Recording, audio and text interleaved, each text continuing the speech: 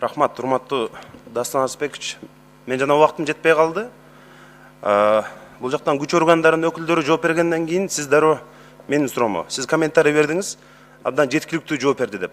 Менимче ушундай комментарийиңиз туура эмес, мындан кийин эске алсаңыз деп ойлойм. Анткени мен өзүмдүн суроомо жеткиликтүү жооп алдымбы, же жеткиликсиз болуп калдыбы, мындай ошого баа бербесеңиздер дейм да. Жанарбек Кубанович, мен кечирем жооп берип коем, мен жөнүндө айтып калдыңыз. Мен андай баа берген жок, мен өзүм оюмду билдирдим, мен да депутатмын. Андан кийин мен сизге карата жооп берген жокмун, мен башкы прокурор жооп берди деп тиги замына жооп берип атам, тергөөчүнүн. Сиз кайталабаңыз, башкы прокурор жооп берип койду деп мен ошого комментарий бердим. Сиздикин эмес. Экинчиден сиз айтпадыңызбы жана мен негизи мындай өмүрүмдө мындай ууруларды, мамлекеттин бюджетинин тоногондорду, мыйзамсыз байыгандарды такыр коргобойм. Азыркы айыпталып аткандарды да коргоюн деген ниетим жок. Мен алар менен эч качан жеке мамилем дагы болгон эмес. Бирок сиз айттыңыз, жанагы карьералык жактан тез өсүүнү каалаган деген ошондой мыйзамда дагы бар дедиңизби же кандай? Ошондой дагы айыптоо барбы? Жана жооп бербедиңизби, ошондой болот бизде депчи? Жана объективная сторона, субъективная сторона деген нерселер болот да, биз ошолорду баарын далилдеп чыгышыбыз керек. Субъективная сторонага ошо биз эмне мотивтер болгон деген суроого жооп беребиз да. Ошол жерде биз ошондой мотивтер бар юридикалык практикада, бул карьеризм, угодничество деп коет. Аны бардык комментарийлерде да, официальный комментарийлерде окуп көрсөңүздөр, ошол жерде бардыгы жазылган. Эми кыргыздын табияты өзү ошондой да, мына мен 6 миллион кыргыздын бардыгы чоң болгусу келет да. Бардыгы карьералык өсүш жасагысы келет. Анан 6 миллион кыргыз баары депутат болгусу келет, баары президент болгусу келет дегенде, ошондо бул муну бардык жерге колдонсо болобу, ошондо пайдаланып. Ущерб бар жерде, мыйзамдын бузуулары бар жерде, где последствия есть, ошол жерде кылмыштын курамы бардык состав болсо, ошондо колдонулат да.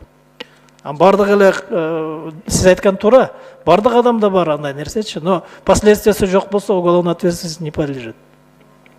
Жагынуу максатында дейт, карьералык жактан тез өсүүнү көздөгөн. Балким же Сапар Исаков өзү айттыбы, мен ушу карьералык жактан өсөйүн дедим эле, анан жагынайын деген дагы оюм бар эле деп өзү айтпадыбы? Бул материалдардын көп материалдар бар да, анын карьералык ростун карасаңыз, ошодон кийин дагы аябай тез чоңойгон, андан кийин дагы бир нече порученияларды аткарган, ошондой экономикалык тармактачы, музей, ипподром и дальше больше.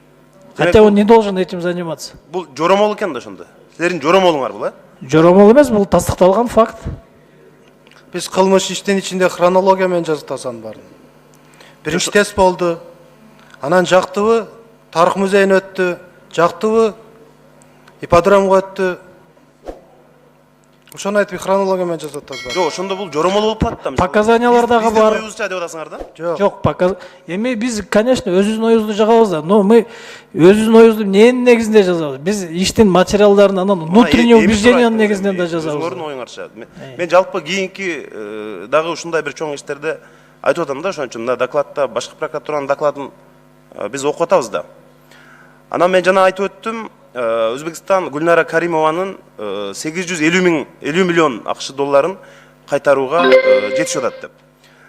Ушул ишти улантсак жакшы болот эле. Кийин дагычы жана Максим Бакиевдин, Курманбек Бакиевдин алып чыгып кеткен 300 миллионго жакын долларын кайтарууну ошону бюджетке 10 секунд. Ошону бюджетке кайтаруу боюнча бизде иштер мындай жетишсиз болуп аткандай да. Ошонун аркасынан дагы чуркасак жакшы болот эле. Мына тест боюнча бюджетке көп акча түшпөйт экен да.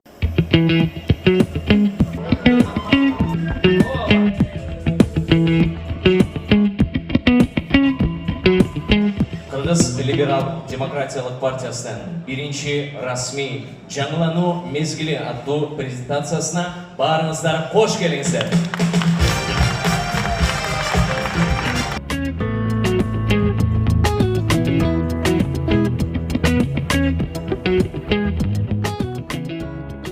Кандай болсо дагы мен жергиликтүү кеңештерге өтүп келем, чөнтөгүмдө акчам кенен, парламентке өтүп келем деп бизди көпөстөр, олигархтар үстүбүздөн карап мыйыгынан күлүп турушат. Акчасы жок балдар чыгып алыптыр эми. Интернетте ууду болуп атат, көрөбүз деп үйүндө азыр чет түкүрүп жатышат. Ошолорго жоопту бере турган учур келди. Жашсына дагы, карысына да карабай ушул мамлекеттик чиновниктерге, мамлекеттик органдарга болгон ишеним кескин азайды азыр. Эл кимден тажады? Билимсиз, жоопкерчиликсиз кадрлардан.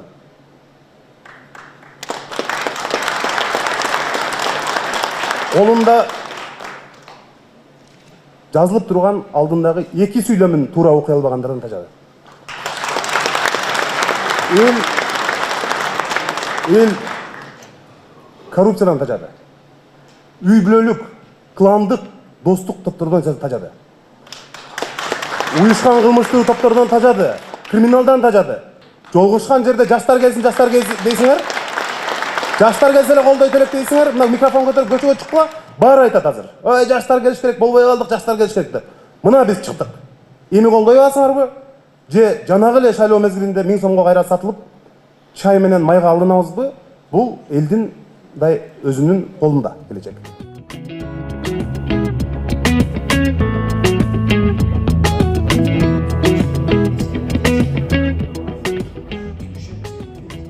Нас спрашивают, откуда вы, кто за вами стоит? Бизден сурап жатышат. Силер кимсиңер, артыңарда ким турат, каражатты кайдан таптыңар деп. Оператордон экранга биздин банктык счетту чыгарууну суранам. Кече Кыргыз Либерал Демократиялык партиясынын банктык эсебин ачтык. Мен бардык партиянын мүчөлөрүн бизди колдогусу, Кыргызстанда реалдуу өзгөрүүнү каалагандарды ушул эсеп аркылуу колдоого чакырам. 50 сом дагы болот. Биз бардык акчага кубанычта болобуз. Мейли 100 сом болсун, мейли башка болсун. Бүгүн Кыргызстанда жаштардын саясий күчү жок.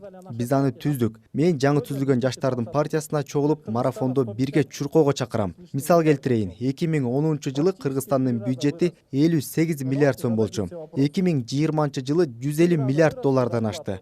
3 эсе өстү десек болот. Бирок мугалимдердин, дарыгерлердин айлык маянасы 3 эсе өстүбү? Жашообуз 3 эсе жакшырдыбы? Демек, кемчилик болуп жатат. Муну өзгөртөлү. Это мы должны поменять.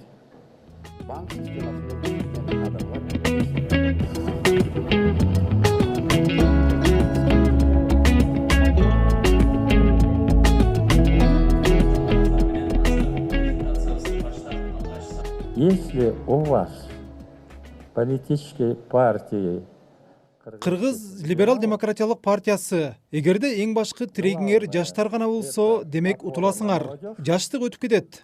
Мурункуну жана азыркыны сындоо дагы аздык кылат. Андыктан менин кеңешим жаштык демиңерди силер абдан билимдүүсүңөр. Ошол билимиңерди Кыргыздын пайдасына жумшагыла. Ошондо гана жемиштүү болот. попробуйте его переложить на нашу почву, на кыргызскую. И вот тогда у вас что-то получится. Эгер ушундай чоң амбициялар болсо, жергиликтүү кеңештерден жеңебиз, анан жогорку кеңешке барабыз, анан 23-жылы президенттик шайлоого барабыз десе, сөзсүз бул биринчиден жарандык коом жаңыларды азырынча эгер бүгүнкүдөй боло турган болсо, колдойт го деп ойлойм. Бирок эгер шайлоого жакындаганда дагы бир башка нерселерди күтөт, башка сөздөрдү күтүшү мүмкүн көбүрөөк радикалдуу кадамдарды күтүшү мүмкүн, көбүрөөк радикалдуу сөздөрдү күтүшү мүмкүн да бул партиядан. Себеби дегенде азыр мисалы үчүн жалгыз эле мындай жаштардан турган партия ушул болуп атпайбы? Эгер ошолордун бардык үмүттөрүн актаса, эл колдоп берет деп ишенем да. Себеби дегенде бирок азырынча биз мындай бир аябай радикалдуу эмелерин көргөн жокпуз да. Я думаю, что вот такие силы, как Либерально-демократическая партия, новые идеи, Кыргыз Либерал Демократиялык партиясы сыяктуу жаңы күчтөрдү, жаңы идея, жаңыча чечимдер азыр коомчулук күтүп жатат. Алдыдагы шайлоодо коомчулук чын эле ушундай жаңыланууну каалап жатабы белгилүү болот. Эгерде ошондой болсо, парламент олигархтардык эмес, жарандык коомдук жаңы жүздөрдөн турат. Партиянын өкүлдөрү алдыдагы тобокерчиликтерди белгилешти. Алдыдагы күрөш абдан татаал болот. Алар жаңы идеяны сунуштагандардын жеңиши кыйын экенин түшүнүшү керек. Тоже будут проблемы, с которыми они столкнутся.